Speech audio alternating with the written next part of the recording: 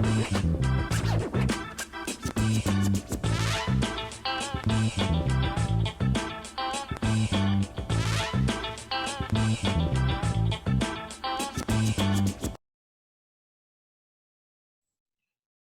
everyone. My name is Dr. Matthew X. Joseph, and welcome back for another Lunch and Learn. And today I'm going to be talking about moving from consumption to creation for student learning, especially now during remote learning time. We don't want students just sitting at home in front of a computer consuming more websites, consuming more video. How are we moving to letting them create this content? So we're going to talk about that today on this Lunch and Learn, because we as educators, we want to make the classroom as dynamic as the world around us, and now at home, we want to make students at home moving from our Charlie Brown character of just sitting there, listen to that teacher, wah, wah, wah, to what are they building? Obviously, the students cannot be at home working this close together unless they're siblings, but we want to allow students to create something when they are home, either outside in nature or STEM activity, or creating something online. So what I mean by that is, we think about shifting instruction. We shifted a lot of instruction by giving students devices. But is that actually changing how students are learning? Because going one-to-one, either in schools, in a district, or when we're home, one-to-one is just a math problem. However many students you have, however many devices you have, and you've solved that math problem.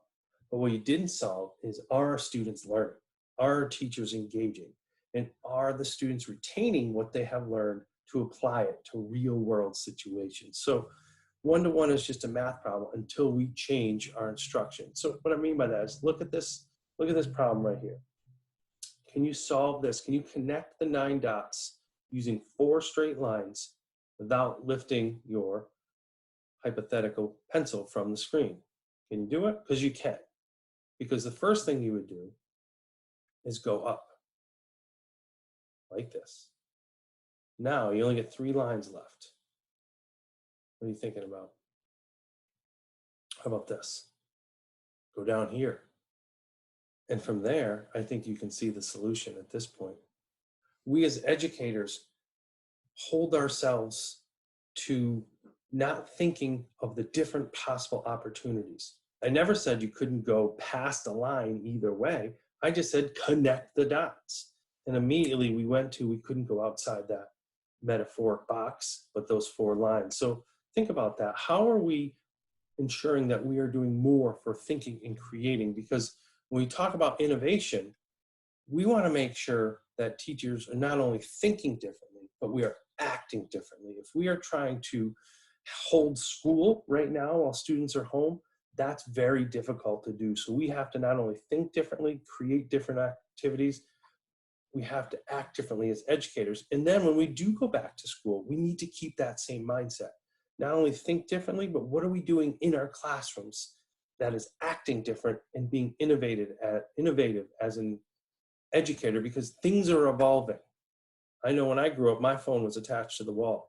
I knew that the remote control, that was my arm. I knew Google were those things on the shelf. And if I wanted to pass a note to somebody, I actually passed a note.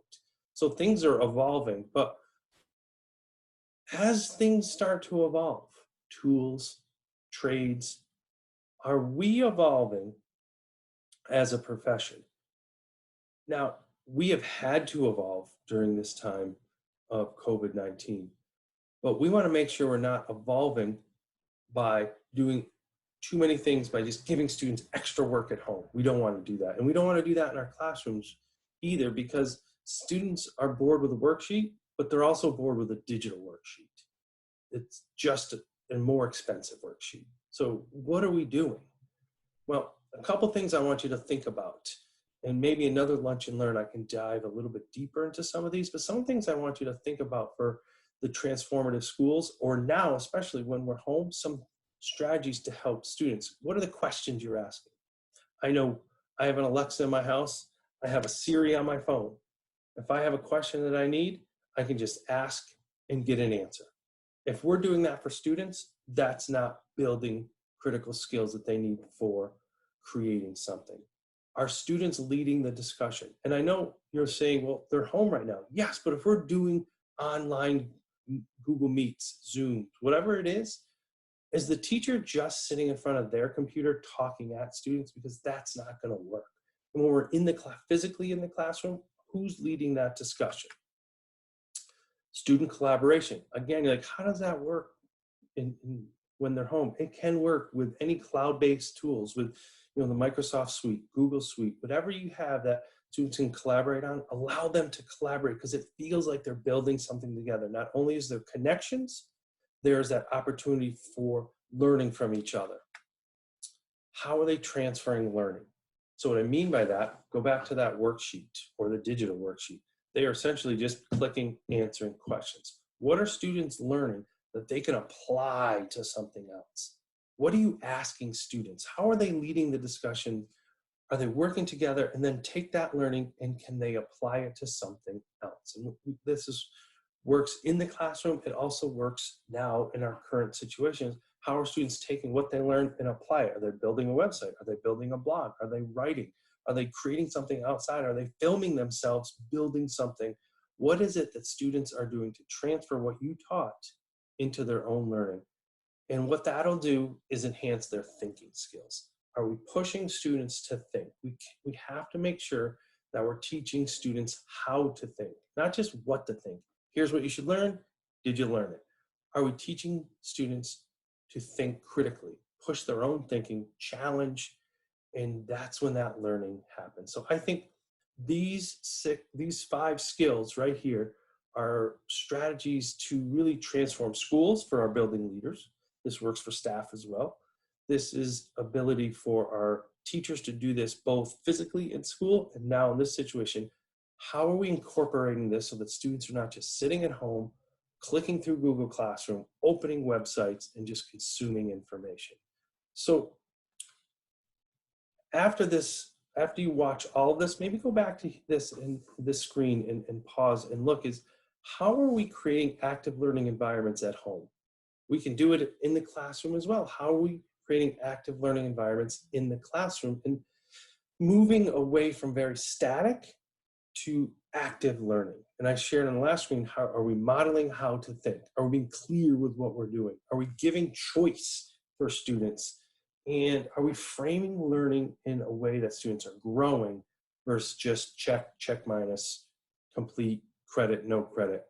And if there is an opportunity for grading during this period, what's being graded and why? And when we are back in school, really taking a hard look at what is being assessed. And are you assessing thinking skills, or are you assessing busy work? And the last thing I wanted to share was about, are we looking at instruction, or are we looking at wow factors? So what I mean by that is, what is the goal of your lesson? What is the instructional plan to get there? And lastly, what are the supports that help learning? Not just, wow, this is cool. What is your plan to go, your GPS, the goal of the lesson that you're producing, the plan of that lesson, and then what are the supports? 6 that I really like, I'm going to show you, but one of the things I want to say is, knowing these things, knowing that trajectory is one thing, doing them is another. We need to make sure we are doing things a little bit differently and acting different. So my big 6 that I really want to share, and again, maybe I can dig into these at another Lunch and Learn. Flipgrid is a fabulous tool for creating. Padlet is another great tool where you can create different opportunities. Buncee, really enjoy for students to build. Pear Deck, teachers can build and create interactive lessons. Newsela is a place students can go, read, learn new and current information. And Edpuzzles, you can use videos and create your own questions. I think it's a great way to use these tools. So those are my big 6, but there's more that I like. If you go to this website, bit.ly/active-learn-tools, because it's about matching the learning tool with the learning goal. And the 6 that I shared are about 6 that I really enjoy. There's more on here, but there's also directions on how to use it on this website. So take a look, see what you like. If you have questions, you can hit me up on Twitter. You can email me, whatever you need. I'm here to help you out because I believe in this. I believe in having the opportunity for students to create, not just during this time when they're in school. Shoot me any information you have about the website that I just shared or about these great tools. Happy to help you out and continue to support. You know who else is continuing to support you? The Core Collaborative. Check out all the things that they are doing on their website. They're professionals, they're trainers. They are wonderful. Check out all their great resources, these lunch and learns and other professional development opportunities they have. They have many ways to visit and check them out. Here are some of the ways. Log in, check it out, and give them your feedback. Or if you have ideas or topics you'd like for lunch and learn, let them know, and maybe they can deliver that to you. But it's your voice that they want to hear, and it's your learning through these topics and these avenues to get there. So hope you've enjoyed this. Hope you've gotten some things out of there about strategies and some tools. My name is Matthew Joseph. It's great to connect and enjoy all the lunch and learns and everything that the Core Collaborative has to offer.